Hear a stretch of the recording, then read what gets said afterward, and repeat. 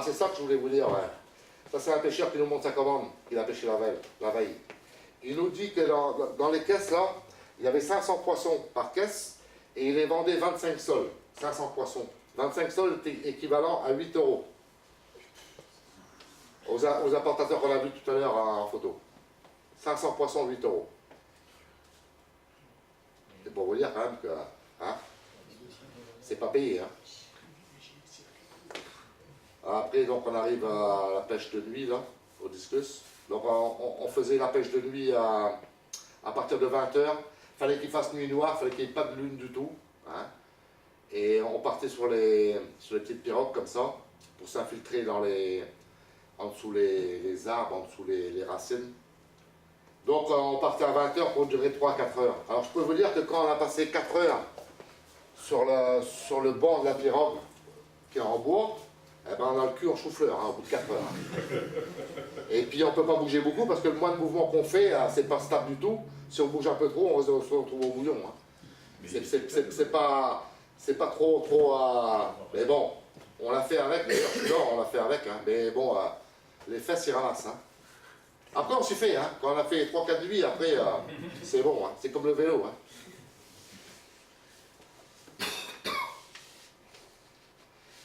Donc, vous voyez, c'est pour ça qu'ils ont des pirogues fines, donc ils ont une lampe frontale au bout, puis pour rentrer dans les branchages, pêcher les discus, ils ont des grandes épuisettes comme ça, qui passent en dessous soit les branches, soit les plantes, en dessous les feuilles.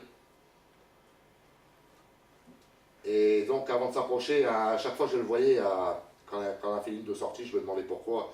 Il relevait sa tête en haut quand on arrivait sur un arbre, et puis il regardait en haut de l'arbre. Alors je me demandais qu'est-ce qu'il regardait. Parce que c'est vrai que quand on était comme ça la nuit, quelquefois il y avait des gros crapauds. Les crapauds ils montent sur les branches la nuit, et puis quelquefois quand ils sont dérangés avec la lampe, hop, il y en a qui tombaient. Mais alors des crapauds comme ça, hein, qui tombaient dans la pirogue. Et quand ils regardaient en haut, je me dis, mais pourquoi ils regardent en haut à chaque fois comme ça? Et là je me suis aperçu. On est arrivé sur une racine là, qui était en état de décomposition, on va dire, et puis lui il l'avait vu, moi je ne l'avais pas vu. Et là il faut avoir de bons yeux. Hein. Et on le voit là sur la photo, on va le voir sur la photo suivante. Vous voyez? Je ne sais pas si vous le voyez, là. On va le voir sur la photo, mais il commence à sortir, là. Il a été dérangé, il commence à sortir. Ça prend. Et il me disait que si on lui piquait par ça, il m'a fait terminer. Donc je lui ai dit, allez, en arrière toute, hein, parce que hein, on a beau avoir la spivelin avec nous, mais quand j'ai vu la bête, là, il fallait faire gaffe quand même, hein, parce que regardez, le bestiau, ouais. Il arrive à dur sur sa colonne. Ah ouais, et puis il était balèze, hein. Il était grand, hein.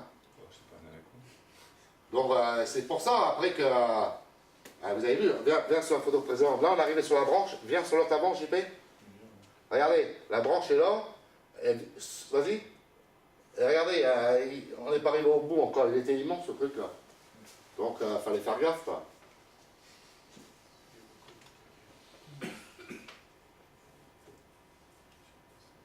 Donc, il s'amusait aussi à pêcher, enfin, il s'amusait pour se nourrir, c'est pas pour s'amuser, parce que moi j'ai des conneries, là.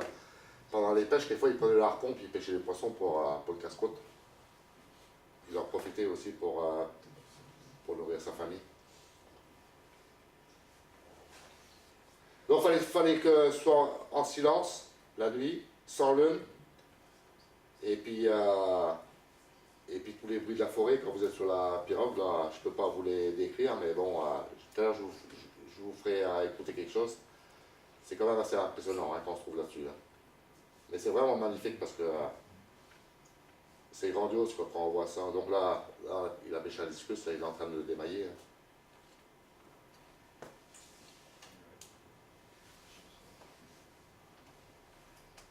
Donc voilà les fameux discus verts qu'on a pêchés.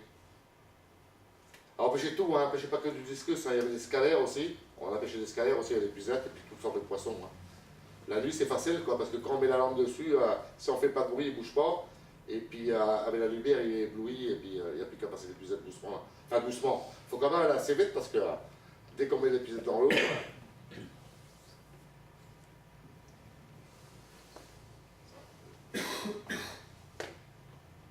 Et donc une nuit, alors on assistait à une chose qui est pas terrible, mais bon, On l'a vu quand même, on a découvert la pêche au discus avec la technique du barbasco. Alors le barbasco, c'est cet arbre-là, il récupère la racine de l'arbre. D'ailleurs j'en ai envoyé un petit morceau là, de mon voyage. Il broie la racine, et de cette racine, voilà, la racine est là, il la broie, et il sort de cette racine la sorte de laitage blanc, qu'il met dans un filet, et qui met dans l'eau. Et donc quand il la balance dans l'eau, quand il la remue dans l'eau, ça fait un nuage blanc, et ça fait revenir tous les poissons à la surface. Donc les discus, ils dosent la racine de barbasco pour pas tuer le discus, il manque d'oxygène le poisson, et il remonte à la surface. Mais le problème, c'est qu'on voit bien sur la photo aussi, sur les photos suivantes, c'est que tous les petits poissons qui sont à côté, eh ben, ils crèvent. Hein. On a récupéré les poissons, viens sur la photo avant, JP. On a récupéré les pucettes, tous ces poissons qui sont là sur l'eau, là. On voit leurs yeux là. On les a mis dans la bassine, ben, ils étaient morts. Donc il nous disait après le lendemain qu'il dosait le barbasco pour manque d'oxygène pour le discus. Et il revient à la surface, mais il n'est pas mort. Ils ont que à le récupérer. Et après, bon, bah, après il revit, parce que nous, on a récupéré les discus et puis on les a mis à bord du bateau, et le lendemain, ils étaient vraiment bien vivants. Alors, c'est une technique qui se discute.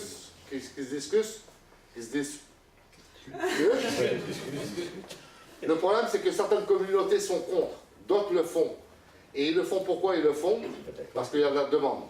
Et quand il y a des grosses commandes de discus, ils ne peuvent pas avec les pucettes, parce que dans la nuit, ils vont pêcher 3, 4 poissons avec les pucettes, tandis qu'avec la racine de barbasco, ben, ça va plus vite. Et quand ils ont des grandes commandes de 50, 60 ou 100 discus, voire plus, eh ben, ils passent à cette technique de pêche. Sauf que, bon, ben, ça fait de la perte, quoi. Et les commandes de discus, c'est que pour l'exportation? Exactement. Les commandes de discus, c'est nous, à Colorfil, qui les commandent. Et donc, quand les importateurs péruviens ou bien guillemets, ils ont des commandes avec la France, eh ben, c'est eux qui les pêchent. Mais c'est peut-être pour ça que les mecs, ils ont, c'est la folie du discus sauvage. Et puis après, ils se plaignent que leur discus, ils ne mangent pas, ils ont l'intestin détruit. C'est peut-être pour ça. Eh ben, exactement, ben, justement, ben, voilà, on en a discuté à bord. Et par contre, au Brésil, ils ne pratiquent pas cette méthode. Ils les pêchent tous à l'Havano. Moi, je n'ai pas été au Brésil, mais Christophe a été. Il a fait 2 voyages, il est l'agent de voyage là-bas, et il pêchait que à l'épuisette. Et donc, les discus verts nanés qui viennent du Pérou, que moi j'ai fait l'expérience, j'en ai pris, du sauvage, pas là-bas, j'en ai commandé à la femme de Brilly, et j'ai pas réussi à les garder. Et pourtant, la maintenance, elle était bonne. Je ne vais pas dire que je suis un expert, mais bon, j'ai fait tout pour les garder. Et ils ont claqué les uns après les autres, et sans symptômes. Et peut-être justement, on a discuté à bord après, avec cette technique de pêche du barbasco, peut-être qu'il y a les symptômes qui viennent après, puis que ça fonctionne. Ouais. C'est sûrement ça. Je pense, hein. Mais bon. Mais ceux qu'on a récupérés, hein, on les a mis dans les bassines, et ben le lendemain, ils étaient beaux, ils étaient vivants. Après, on les a relâchés, on ne sait pas s'ils sont morts après, hein, on ne les a pas suivis. Mais bon, et par contre, est-ce que les discus sauvages que tu as chopés, ils étaient pleins de parasites, ils étaient vraiment... Non. Non, Non. ils étaient propres? Non, ils étaient vraiment propres. Ah ouais, ils étaient vraiment propres. On va voir tout à l'heure des photos un peu plus loin. Regarde, ils étaient vraiment nickel. Ah ouais, Hein. ils sont nickel. Ah ouais, ils étaient vraiment nickel. Hein. Mais le problème avec cette technique de barbasco, c'est que comme il y a du courant, même dans les petites quebradas, il y a du courant. Donc, quand ils diffusent ce produit, là, on voit sur le rayon qu'on est avec les 7 pirogues, mais avec le courant, le produit se diffuse plus loin, et plus loin, ça va faire encore plus de casse, avant qu'il se diffuse vraiment large pour plus tuer les poissons. Donc, c'est pas une bonne technique. Hein. Après, bon, ben, c'est eux qui le font, hein, c'est eux qui le font, il y a la demande, c'est nous qui la demandons. C'est la faute à qui? Si on n'a pas de demande de sauvage, eh ben, ils ne pêcheraient pas. Oui, c'est fait. Alors ben non, bon, ben, c'est à discuter, après, chacun prend son opinion.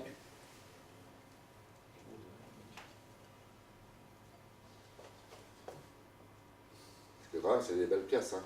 Ah ouais. C'est des belles pièces, hein. Il y avait vraiment du beau poisson. Hein. Et ils étaient en banc ou c'est un peu des discussions un peu isolées par-ci par-là que Ben, quand les pêcheurs à l'Havano, c'était isolé, hein, parce que quand il passait son Havano en dessous d'une branche ou bien en dessous d'une feuille, on en pêchait un par un. Hein.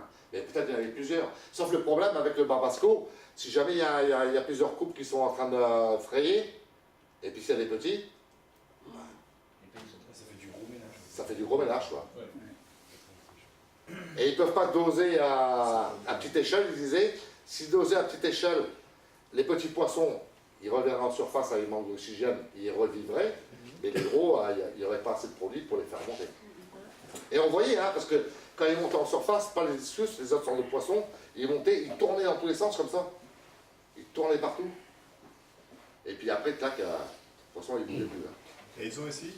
Et c'est rapide, hein. Tu sais s'ils ont essayé de pêcher avec des nasses ou avec des pièges divers? Non, ils ont des filets sans corps de plomb pour pêcher les poissons qu'ils mangent. D'ailleurs, on a vu, on a été avec des pêcheurs poser les filets. Moi, j'ai été une nuit poser les filets, puis les relever le lendemain. Il y a même des scalaires qui se maillent dans les filets. Hein. Mais bon, ils ne pêchent pas les scalaires pour les tuer, ni pour les manger, mais cette technique qu'ils font, c'est pour nourrir le village. Ils ne le mangent pas là-bas, parce qu'ils le Non. mangent en Guyane. Donc, Non, ils ne le mangent pas là-bas parce que il y en a demande, donc ils préfèrent le vendre, ça revient Encore plus rentable de le vendre. c'est plus rentable de le vendre pour Sinon, eux. lui, il le mange et il pourra le manger. Bon, je pense que ouais, parce qu'ils mangent tous les poissons. Hein. Tout sur le poisson, même le piranha, ils mangent. Ah ouais, il mange tout. Ah, ils mangent tout, hein. Ah ouais, ouais. T'as bien vu tout à l'heure, les escargolules, là, ils les mangent, ils mangent le caïman, ils mangent tout. Les Tout ce qui est tortues. vivant se mange. Ouais, oui, ils mangent Dans la même tout. zone, Ils se nourrissent de la forêt et du rio. Tout ce qu'il y a dedans, ils se nourrissent. et dans la même zone, tu trouves du scalaire et du discus ou quoi Dans là Dans la même zone, même endroit. Ouais, on en trouve, ouais.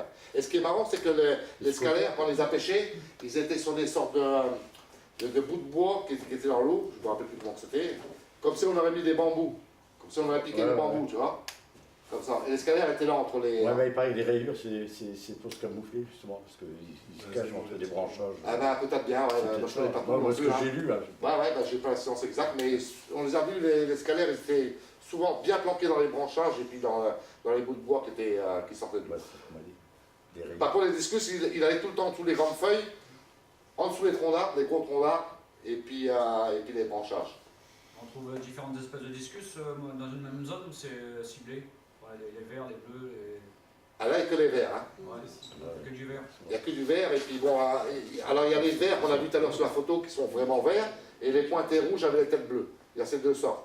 Après, soi-disant, c'est un gars qui a voulu faire de l'élevage, et il a fait une réserve sur le fleuve Nané, il a mis des discus dedans, dans des cages, et donc au moment des fortes pluies, tout s'est ouvert, tous les discus sont partis, et après, la deuxième version que j'ai entendue, c'est un hydravion qui transportait du discus. Il était trop chargé, il s'est posé sur le fleuve Nanaï et il a largué les caisses de discus. Parce que soi-disant, il n'y avait pas de discus dans ce fleuve avant, dans ce rio. C'est l'histoire, hein. C'est ce qui est marqué sur Internet et c'est l'histoire. Et donc c'est pour ça peut-être l'hybridation entre ces deux sortes de discus qu'on retrouve le vert et le pointé rouge à tête bleue.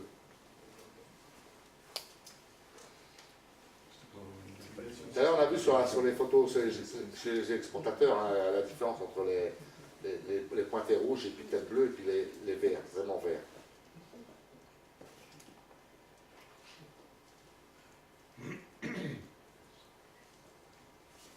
Là, on voit bien, c'est une tête bleue avec le bleu en bas et puis le pointé rouge. On ne voit pas bien les points parce qu'il est un peu stressé, là, mais bon, c'est quand même des jolis morceaux. Hein.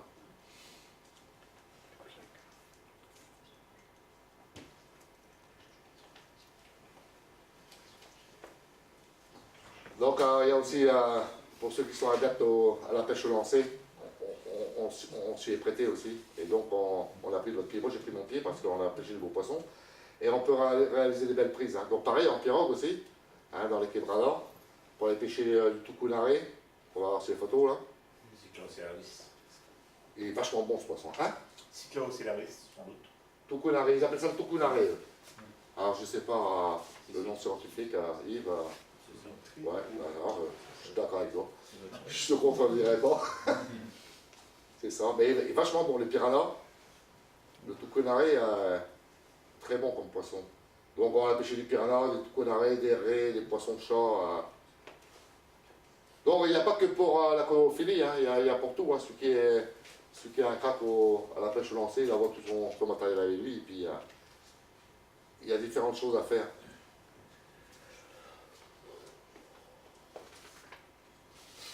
Vas-y, JP.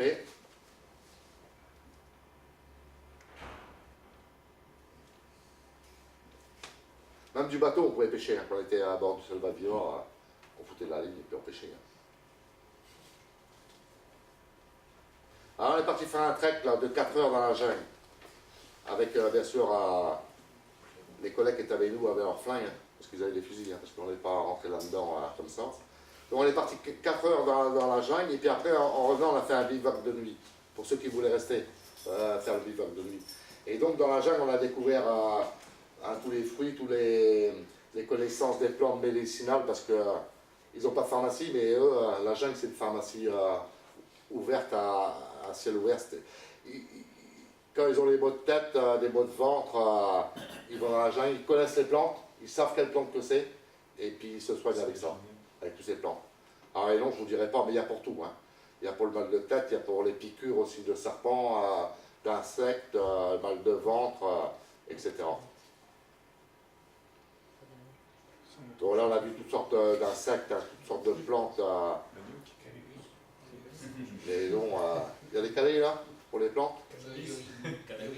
Ça, c'est pas des cannabis, il y en avait, remarque, hein, il y en avait. Hein. Sans doute, hein, il y en avait. Hein. Donc ça, c'est tous les plantes médicinales, mais alors les noms...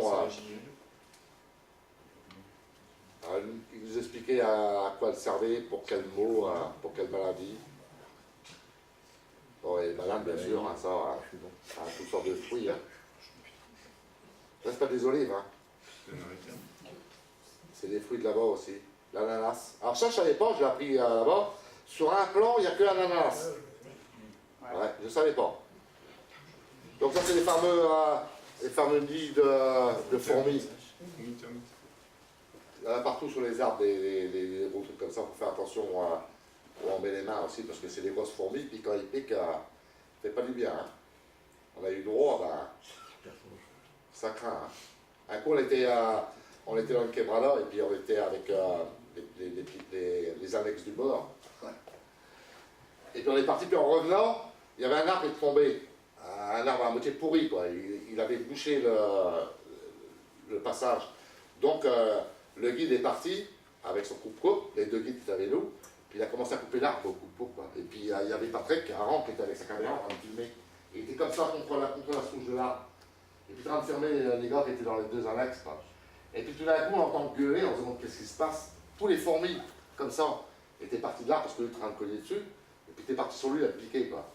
Donc tout le monde était là, on riait, on se fout de sa gueule, quoi. Ouais, et puis après on riait plus parce qu'il y avait un nid de guêpe aussi dans mon arbre. Et quand le nid de guêpe est foutu dans tous les sens, eh ben, tout le monde a la bague. Hein. Et Patrick a été piqué 8 fois avec les gars. 8 fois, il a été piqué partout dans son dos. Putain. Il est resté une journée dans sa couchette. Hein. Ouais, ça faut faire gaffe, hein. On se rend pas compte, mais fais attention. Hein. Donc vous voyez, on voit les perroquets, on voit toutes sortes de choses, hein. Ceux qui avaient les oiseaux aussi, hein. Toutes sortes de petits lézards. Donc c'est pour ça que c'était bien d'avoir fait le zoo avant de partir, au moins on voyait les animaux. Bon, on n'a pas vu de jaguar, hein, je vous rassure, hein. On n'a pas vu de puma non plus, hein. On n'a pas vu de bête féroce. Les serpents on l'a vu, mais bon, petite grenouille sympa. Alors ça c'est l'arbre, si on se perd dans la forêt, bon bah faut le connaître. Hein. Ah, c'est l'arbre où ils font de l'eau fraîche. Donc le guide il a coupé un morceau, il nous a fait, on a tous goûté. Après on a continué. Et donc il nous a dit en espagnol, Christophe, bon regardez bien l'arbre, celui-ci qu'il avait coupé là. Et puis on va continuer, et puis on va passer devant d'autres. Donc vous allez repérer, puis vous allez me dire lequel que c'est, quoi. Alors nous on continue le chemin, et puis on est en train de regarder comme des cons. Hein. Et puis tout d'un coup l'arbre était là, on passe tous à côté. Et puis on le voit le guide faire demi-tour, et puis c'est celui-là qui dit, personne n'avait vu. Hein. Donc si on ne connaît pas bien l'arbre, si vous êtes perdu dans la forêt, vous claquez, quoi. Parce que si vous connaissez, vous arrivez à survivre. Si vous n'êtes pas bouffé par les bêtes, quoi.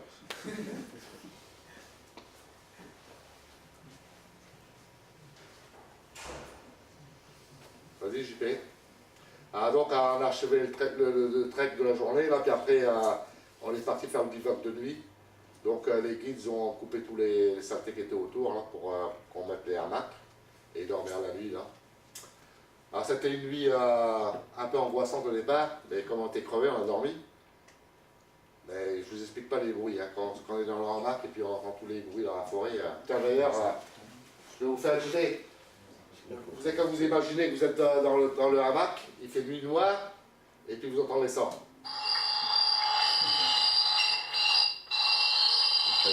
Toute la nuit, vous entendez ça. Ça fout un peu les boules, quoi.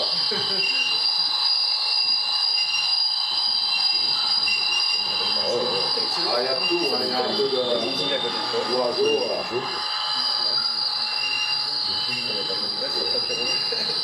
Mais bon, comme on a marché beaucoup dans la journée, ben on s'endort. Hein. On est fatigué, on s'endort.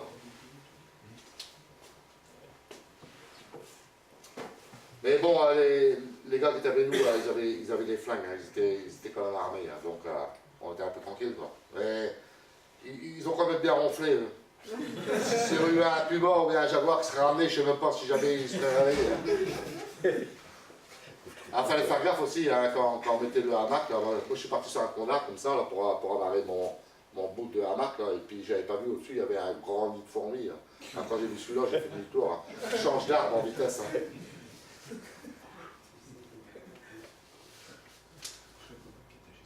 Alors ça, celui qui ne veut pas le faire, le trek de la journée et puis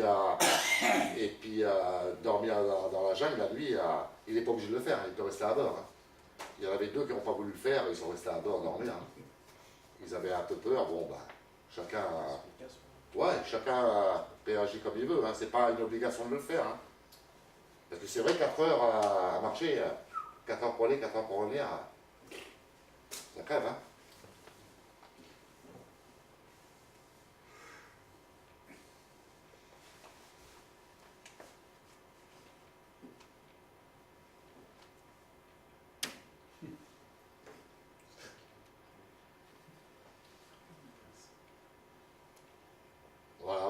Je termine. Là, on voit bien quand on arrive sur la première communauté qui est proche des Clitos, on voit quand même que les villages se modernisent avec les tôles, comme je disais tout à l'heure.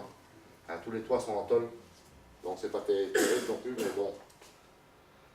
Donc là, c'est le voyage se termine trop vite, malheureusement, comme souvent quand on part comme ça, il faut penser à retrouver la civilisation.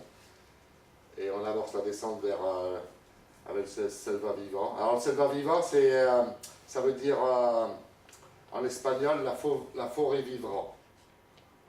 Il porte bien son nom, on va dire. Alors là, c'est vrai que quand on va là-bas, on trouve que la nature est toujours différente et puis c'est pas de lassitude. Là. Donc voilà l'équipe au complète là. Donc Christophe, lui, comme je disais tout à l'heure, c'est son deuxième voyage. Il a fait le Napo l'année dernière. Patrick, lui, pareil. Et puis donc, s'il y a des amateurs, ben, allez sur le site Accor de Magnon et puis vous avez tous les éléments pour partir si vous voulez partir. Donc, cette année, ils ont prévu 2 voyages. Voilà, j'y suis là. Il y a le Rio Tahuyaho et voyage explorateur en Équateur ou en Afrique avec les lacs Malawi ou Tanganyika.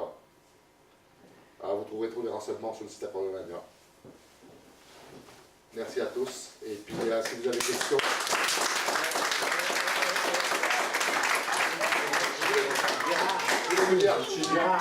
Bien qu'elle soit pas là, tu peux dire la phrase que tu avais préparée la dernière fois. Hein. Ah ouais, d'accord, ouais. Merci à tous et surtout à mon épouse qui m'a laissé partir. Je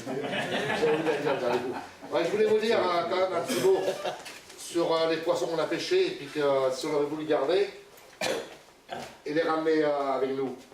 Il faut savoir qu'il faut trouver un importateur en France d'ailleurs pour accueillir les poissons, parce que nous on n'a pas le droit d'aller à Paris et récupérer les poissons quand ils descendent de l'avion. Donc moi j'avais vu avec Guidéan, que je te disais tout à l'heure, il était d'accord d'aller prendre les poissons. Il faut payer la douane à l'arrivée et le veto, et les frais de douane et puis la TVA. Donc elle me disait, la patronne de Guidéan, que c'était équivalent à peu près à 900 € pour 10 boîtes de poissons, 10 caisses de poissons. Et en partant de là-bas, il fallait que ça passe en quarantaine chez l'importateur avant qu'ils envoient, qu'ils fassent les papiers, qu'ils passent à la douane, qu'ils payent le fret de l'avion. Il en avait pour 1800 € en tout, pour 10 caisses. Qu'on ramenait une caisse ou qu'on ramenait 10 caisses, le fret de l'avion était 1800 €. Plus après les 900 € arrivés ici avec Guinea. Donc ça faisait 2700 € pour ramener 10 boîtes. Pas cher, on va dire, suivant le nombre de poissons qu'il y a dans les boîtes. Après, il faut savoir que c'est du sauvage, il faut avoir les bacs pour les accueillir. Le risque de perte. Le risque de perte, ça c'est sûr, il doit y en avoir, parce que quand ils mettent 500 corridors dans un sac, sûrement qu'ils n'arrivent pas tous entiers. Et puis après, le maintien des poissons sauvages dans les bacs, avec les paramètres. Donc, Et tu n'aurais pas pu trouver moins cher à les confier à un importateur qu'avec un lot pour une animalerie quelconque en France, puis récupérer ça dans le centre d'acclimatation en France? Ça se fait pas. mais tu peux pas, non, tu peux pas le faire. Tu peux pas passer par une animalerie en Tu France. peux pas en faire Tu es directement. obligé de passer par un importateur en France, comme Guinéan, comme, je sais pas qui c'est qu'il y a encore en Ah, France. ils sont quelques-uns, mais c'est tout. Ouais, Ouais, ouais. non mais ça se fait, mais ça... Un chaléau. D'accord. Importation directe, tu peux pas. Si, comme la ferme de Brilly aussi, Ah, par il faut- exemple. Il faut un mandataire à l'arrivée pour le récupérer. C'est ça. C'est ça. C'est lui qui coûte cher. C'est ça. Ouais. Il faut le mandataire et qu'il ait le capacitaire, qu'il ait tous les Ouais. papiers. Il faut déjà aussi un exportateur sur le pays d'origine. Ouais, mais ça, c'est pas dur à trouver. Il y en avait deux, là. Ça, c'est pas Et le ça sera problème. toujours ce Combien coût-là. ça coûte? Bah oui, t'es obligé de le payer. C'est les frais fixes. Ça à l'arrivée. Ouais, Les 900 €, c'est qu'il faut pas y échapper. Moi, je parle des poissons qu'on a pêchés, nous, à bord du bateau. Hein. ouais, non mais le fait qu'on puisse pas échapper aux frais, moi je sais pas. C'est ce qu'on a vu. Hein. Moi, j'ai fait des recherches avant de partir. Et donc, bon, après, si on est plusieurs, pourquoi pas. Mais il faut être assez nombreux Ouais, pour le faire, quoi. Parce que ça fait quand même une somme. 500 poissons par caisse, c'est un peu dur de justifier que c'est pour ta caisse. Ouais, c'est ça. Ah, c'est ça le problème, quoi. Bon, les discus, si on en met 10 ou bien 20 par caisse, suivant la taille du poisson, ça fait quand même... ça fait cher et pas cher, on va dire, quoi, quand on voit le prix du... Ouais. Et puis la bonne française, il faut regarder la valeur marchande. Ah ben ça c'est Guinea qui s'occupe de payer la douane et puis le vétérinaire à Paris, à l'aéroport. Hein. Mais bon, si toi tu les fais venir tout seul, tu vas aller à Paris quand ils vont arriver, on te donne un rapport. Hein. C'est même pas la peine de penser. Hein. Ouais, il faut un mandataire, mais après qui peut être mandataire, je sais pas. Je sais que passant par un animalier, des fois ça marche. Bon. Je crois pas. Non, non. Je crois pas que ça marche pas. En fait, il faut juste une personne qui soit capacitaire. C'est ça? Mais il Faut qu'elle soit importatrice. Et un importateur, qu'elle peut recevoir les poissons chez elle et puis que, tu vois, qu'elle les acclimate. Qu'un magasin peut. Parce qu'il faut les laisser après 40 jours chez l'importateur français avant d'aller les prendre. Hein. Et c'est